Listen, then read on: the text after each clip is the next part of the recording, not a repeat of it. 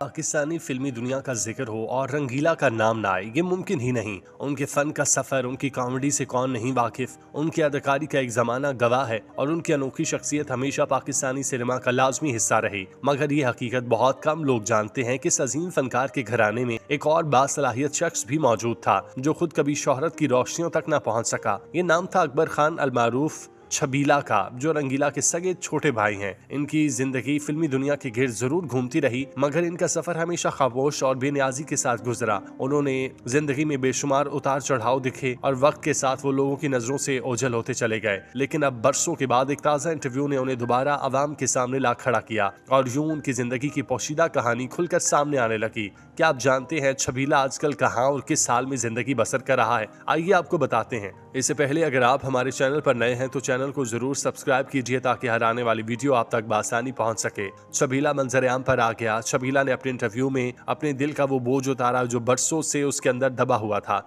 उन्होंने निहायत सादगी और बेतकल्फी से बताया कि रंगीला की वफात के बाद उनकी जिंदगी ने मुकम्मल तौर पर बदलाव इख्तियार कर लिया था। वो इस सदमे से कभी पूरी तरह निकल ना सके। उनका कहना था कि उनके बड़े भाई ही उनका सहारा, पहचान और दुनिया थे। रंगीला के जाने के बाद वो कई बरसों तक गुमनामी और तन्हाई के ऐसे मरहले से गुजरे जिसका किसी को इल्म न था। लेकिन इस मुश्किल वक्त में वो मुकम्मल तौर पर बेसहारा नहीं हुए, क्योंकि रंगीला की बेटी फरहा दीबा ने उन्हें अपने घर में जगह दी और आज तक वहीं उनका ख्याल रखा जा रहा है। छबीला ने बताया कि वो लाहौर में रहते हैं और अपनी भतीजी के घर मौजूद हैं, जहां उन्हें वही एहतराम और मोहब्बत मिलती है जिसकी जरूरत जिंदगी के इस आखिरी पड़ाव में सबसे ज्यादा होती है। छबीला ने यह भी बताया कि रंगीला ने अपनी वफात से पहले घर वालों को नसीहत की थी कि वो अपने चचा को तन्हा ना होने दें। उनका कहना था कि रंगीला उन्हें बेहद चाहते थे और हमेशा उनका हाथ थामे रखते। यही मोहब्बत थी जिसने छबीला के दिल में भी अपने बड़े भाई के लिए बेपनाह अकीदत पैदा कर दी। उनका कहना था कि फिल्मी दुनिया में कदम रखना भी उन्हीं की बदौलत मुमकिन हुआ। रंगीला ने उन्हें फिल्मों में मुतारिफ कराया, उन्हें एतमाद दिया और हर जगह साथ खड़ा रहा। छबीला बार बार इस बात पर जोर देते नजर आए कि वो अपने भाई के एहसान को कभी नहीं भूल सकते और उनके बगैर उनकी जिंदगी अधूरी हो गई थी। अपने फिल्मी सफर के बारे में बात करते हुए उन्होंने बताया कि उन्होंने कई फिल्मों में काम किया। कई किरदार ऐसे भी थे जिनमें वो नुमाया नजर आए, मगर वो शोहरत हासिल ना कर सके जो एक अदाकार के लिए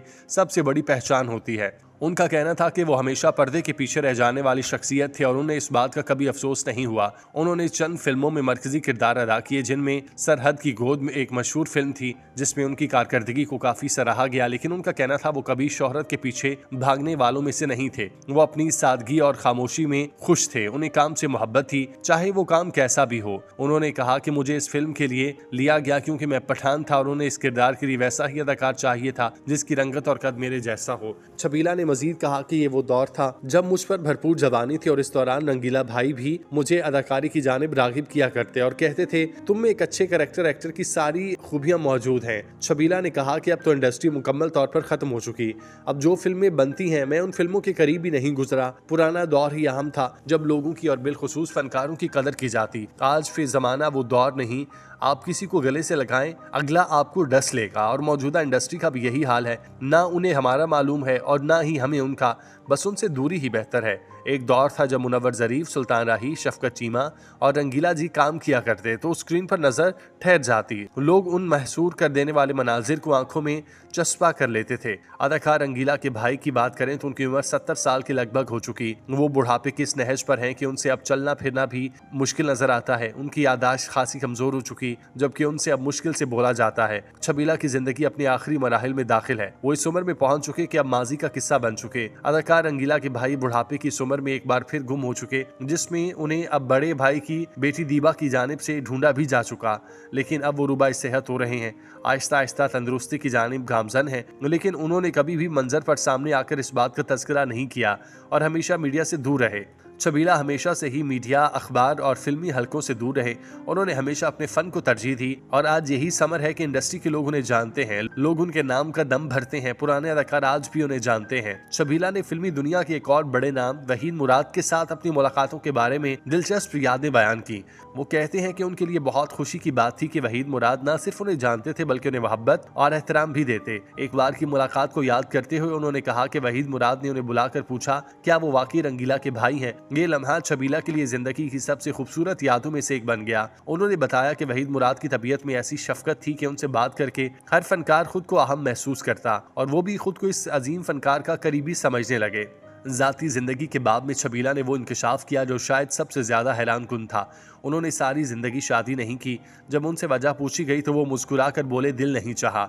उन्होंने कहा कि कभी दिल में ख्वाहिश पैदा नहीं हुई कि घर बसाऊं या खानदान बनाऊं। फिर वक्त गुजरता गया और अब बुढ़ापे में उन्हें शादी का ख्याल भी बेमानी लगता है। वो कहते हैं कि उन्हें अपनी जिंदगी में कोई पछतावा नहीं, वो जैसे रहे जैसे जिए वो खुद इससे मुतमईन है। शायद उनकी जिंदगी में सबसे मजबूत रिश्ता उनके भाई और उनकी यादों का है, जिसने उन्हें जिंदगी भर किसी और की जरूरत महसूस नहीं होने दी। छबीला आजकल एक मुनासिब जिंदगी बसर कर रहे हैं जिसमें उनका गुजर बसर हो रहा है। उनके बकौल उन्हें किसी शय की तमन्ना नहीं, वो बस जिंदगी के आखिरी हिस्से में एक ऐसे मकाम पर हैं जहां उन्हें बस जिंदगी गुजारनी है और कुछ नहीं। छबीला यानी अकबर खान जिंदगी को नए नजरिए से देख रहे हैं। अब वो जिंदगी के उस मोड़ पर हैं जहां उन्हें आखिरी लम्हात में महज इबादत करनी है या अच्छे काम करने हैं ताकि उनकी आखिरत बन सके। छबीला ने वाशगाफ अल्फाज में कहा कि मुझे कभी जरूरत महसूस नहीं हुई कि मैं किसी भी तरह से फैमिली बनाऊं या शादी करूं। उन्होंने कहा कि मैंने अपनी जिंदगी इंसानियत की खिदमत, अपने भाई की खिदमत और अपने भाई के बच्चों की खिदमत में गुजार दी और मेरा आने वाला वक्त भी यही प्रोग्राम है कि मैं वक्त को वक्त पर छोड़ूं और खुदा का शुक्र अदा करूं। छबीला उसी रंगीला का भाई है जिसकी फिल्मों का एक जमाना शैदाई था, जिनकी फिल्में देखने के लिए सिनेमा घर भर जाया करते। पाकिस्तानी फिल्मी सनत के लेजेंड अदाकार, गुलकार, हिदायतकार और मुसन्निफ रंगीला, जिनका असल नाम मोहम्मद सईद खान था, उनका शुमार मुल्क के उन अजीम फनकारों में होता है जिन्होंने अपनी मुनफरिद अदाकारी से लाखों दिलों पर राज किया। वो 1 जनवरी 1937 को पारा चनार, खैबर पख्तूनख्वा में पैदा हुए। उनका खानदान बाद में पेशावर मुंतकिल हुआ। अमली जिंदगी का आगाज उन्होंने लाहौर में बॉडी बिल्डिंग और फिल्मों के बोर्ड पेंट करने से किया, मगर किस्मत उन्हें जल्द ही कैमरे के सामने ले आई। 1958 में फिल्म दाता से अपने करियर का आगाज करने वाले रंगीला ने तकरीबन 4 दिहाइयों पर मुहित अपनी शानदार सफर में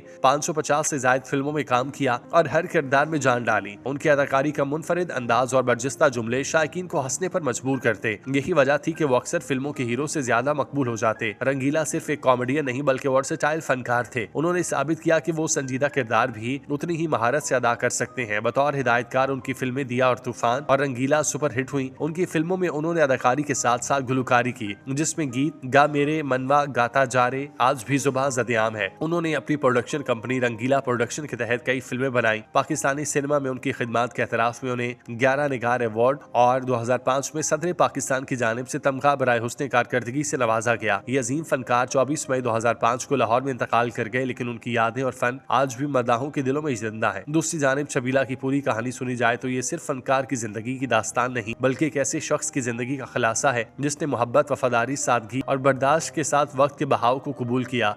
वो कभी सितारों की तरह नहीं चमके, कभी स्क्रीन की चकाचौंध उन पर पूरी तरह नहीं पड़ी, मगर उन्होंने अपना सफर खामोशी से, वकार से और शुक्र के साथ गुजारा। आज जब वो बरसों बाद लोगों के सामने आए तो उनकी बातों से झलकी हुई सच्चाई और मासूमियत बराह रास्त दिल को छू लेती है। उनकी जिंदगी हमें यह एहसास दिलाती है कि हर इंसान की पहचान शोहरत नहीं होती। बाज लोग दिलों में अपनी खूबसूरती के सबब जिंदा रहते हैं, चाहे दुनिया उन्हें ना पहचाने, मगर उनका किरदार, उनकी वाबस्तगी हमेशा उन्हें जिंदा रखती है।